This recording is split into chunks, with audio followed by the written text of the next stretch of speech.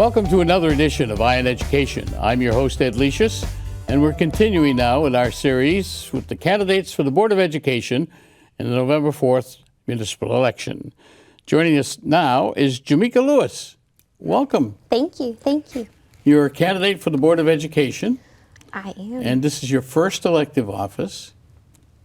Before we find out why you chose the Board of Education, who is Jaimeika Lewis? All right. What should people know about you? Well, I was born here in New Hampshire. I was raised here in Nashua, and I moved over to Hudson a few years later. I loved the community here in Nashua. I moved away for 3 years to Baltimore, Maryland, and I came back in 2018, well, Christmas of 2018, and I immediately got back into work, and I was working at Harbor Care, and I've been working at Harbor Care for the past 7 years as of this last May. I think my whole thing and my whole background is, wanting to serve other people and make sure that we are listening to others, being compassionate. We all come from different backgrounds, different experiences in life, and I think growing up here in Nashua and in Hudson, I learned a lot about myself, and I learned a lot about others. I am a biracial woman, so I'm half black, half white, and there were some challenges growing up here in New Hampshire and then living down south that I think has helped shaped me to be who I am and to be more of an empathetic person to others. I grew up with a single mom raising 3 kids. My father, he passed away when I was a lot younger. And I think that learning that others, myself, growing up with my siblings, being the eldest, I did a lot of advocating for myself and for other people at school, within the community. So the past few years, I've done a lot of work in the healthcare nonprofit sector. I co-chaired the JEDI committee at Harbor Care for the past few years. So that's Justice, Equity, Diversity, and Inclusion. I also did a lot of work here in Nashua with the Greater Nashua Continuum of Care. So I was vice chair of the Employment Connect. So a lot of my work has just been, helping other people, meeting them where they're at, trying to give back and reach out to others, knowing that we all come from our own backgrounds with our own experiences, that it's important that we all have goals, we all have things that we want to achieve in life. And I think that the work that I've done over the past few years has been very impactful on my life. I have a daughter. She's 11 years old. She just started at McCarthy Middle School, so she's been a huge part of my life, and seeing me out there working with other people, being at events, taking her with me.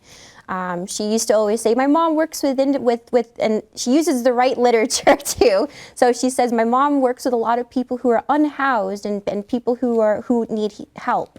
And I love to see that, because she was able to, as a child, grow up with these, in these settings, and also know that it's okay to be different. It's okay to come from different backgrounds. It's okay to have challenges in life. It's okay to face obstacles, as long as you stay hopeful and you reach forward towards success and you're loving and caring of other people, that you can make a difference. And I think that's kind of who I am, a person who just wants to serve others and be that person, be that light in the room. So that's a little bit about me. Interesting background. First elective run for office. Yes. Why the Board of Education and not something else? Okay. Well, I think that this opportunity, it became visible to me at this point in time. I have my daughter, so she, again, I said, is at McCarthy Middle School.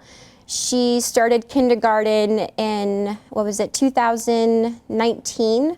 And 2020 is when the pandemic began. Right. So working from home, and then also working in a healthcare setting, a lot of us, we had to continue to work.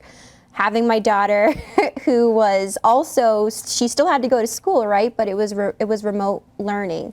She had some challenges. She has a learning disability, so she does have an IEP. She is in special education. She did receive services through speech therapy. And I think a lot of that, wanting to be placed on the board, wanting to work for the community, wanting to help others is, I have this understanding that there are challenges at school, that there are a lot of children even and with their parents that may not even know that there are additional services that their children can seek.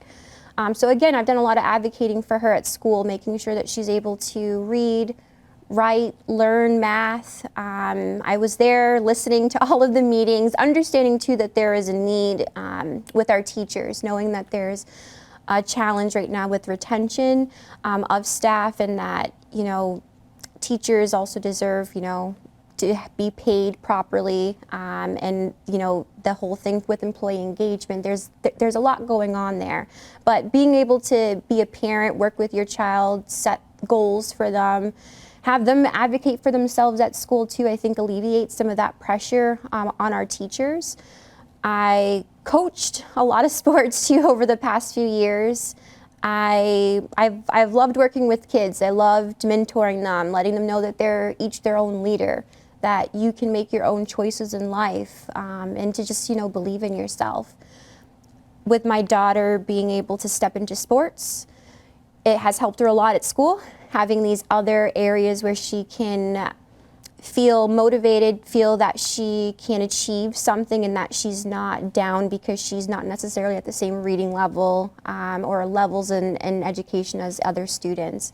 She was able to excel in sports, and that was able to give her that drive to for school. So being in the classroom, being able to even advocate for her own peers, and letting her special education teachers know that, I want to learn more words than what you're setting here for me. So I think that helped a lot. With me, just wanted to be here. I want to learn more about what's going on in the school district. I'm in all these different places. I'm at sporting events, I'm at community events, I'm always talking to other parents. So I think that kind of puts me in a great space to sit on the board and to, again, listen, learn, grow, be that voice of opportunity for the students that are currently here. As you look at the Board of Education and the school district, what do you see as the three crucial issues coming up in the next few years? All right, so I'll touch base on retention. So being able to engage with our school district, our employees. Retention is a struggle. We see that in other states, teachers are being paid more. And here, and again, it's not just about pay, it's about not worrying about losing your job, not worrying about being displaced, being moved around to other schools. Another challenge is education, so special education. The cost for special education have increased, and there's a lot of children that are in more need of special education services now than there ever has been. So I see that as a huge challenge over the next few years, is being able to budget that. Another challenge I would say is, well, I would say that this is a strength, but I think that there's also more opportunities for our youth who are about to become adults. I would say CTE, so career technical education. At Harbor Care, I was the volunteer manager. I oversaw our volunteer program and built it from scratch. I also worked a lot with interns. So over the past few years, I wanted to do a lot of engagement with these students in high school, these juniors, seniors, get them involved, learn a little bit more about their communities, different possible careers that they could dive into. So I think working with other community organizations that are here currently in Nashua, whether it's youth organizations like My Turn, for instance, learning a little bit more on how we can get students involved into these settings. So yeah. Okay. Well, should you be elected, one of the issues that you will be addressing, there's currently a feasibility study ongoing with regards to the school buildings in Nashua. And it could conclude that there needs to be several schools perhaps closed versus what it would cost to bring them up to code. Presented with the facts and the numbers, would you be open to voting to approve such a recommendation going forward? Okay, so I know that there's been a lot of talk about this over the past few years when they were, building the whole plan to build McCarthy Middle School. I know one of the schools that is in mind is Mount Pleasant Elementary School. I actually did go to Mount Pleasant Elementary School, 5th grade myself. So did I. Okay, all right. I love this school. I grew up in that area for just a short term when I moved back from North Carolina, and I think it's important to hear what our community is saying, why it's important for them to keep these schools. I also think, looking at the facts and the data, that it's important to bring that to mind, that we want smaller classroom sizes, right? So if we were to redistrict and had to make that choice, that we would take, again, all of this data, all of these things into mind, but then also be transparent to the community, not just make decisions without their voices, being heard, without sharing the data that is coming out, and in a way that they're able to understand. And then, whether or not we were to repurpose a school, right? Are we going to work with other community organizations, bring them into that building? How can we bring in more funding for the public, for Nashua's public schools? So I think there's a lot of things to consider. I can't say right now that what my decision would be. Again, talking to the board, there's 9 members. There's also the students that are serving on the board, working together with the staff. I think that we can come to a conclusion on what would be best. All right, thank you. Is there anything you would like to say to the voters of Nashua before we conclude here today that we haven't touched upon or that they should know about you? All right, I would say that I would love to have the support and to have your vote here in Nashua community. I love Nashua. I grew up here. I graduated from Alvern High School. I know the community. I think that we have a lot of great opportunity to grow here, bringing new families, younger families here to Nashua.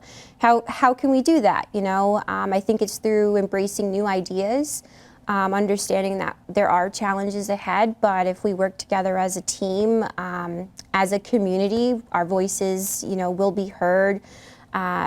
We can make and bring positive change. I also have just been selected for the Equity Leaders Fellowship for this next year, so that's going to give me a lot of tools and to be able to bring to this board. So I'm hoping to be placed here on the Board of Education. I want to be the voice of opportunity for others, and I think all students deserve, positivity. They deserve to grow, thrive here in Nashua, and we can make it happen. Well, very good. Wish you all the best in your campaign, and appreciate you taking some time today to share your views and introduce yourself to the voters of Nashua. Thank you. We've been talking to school board candidate Jaimeika Lewis. This has been a special edition of eYe in Education. I'm your host, Ed Leicius. Continue to watch the series with the candidates here on ETV.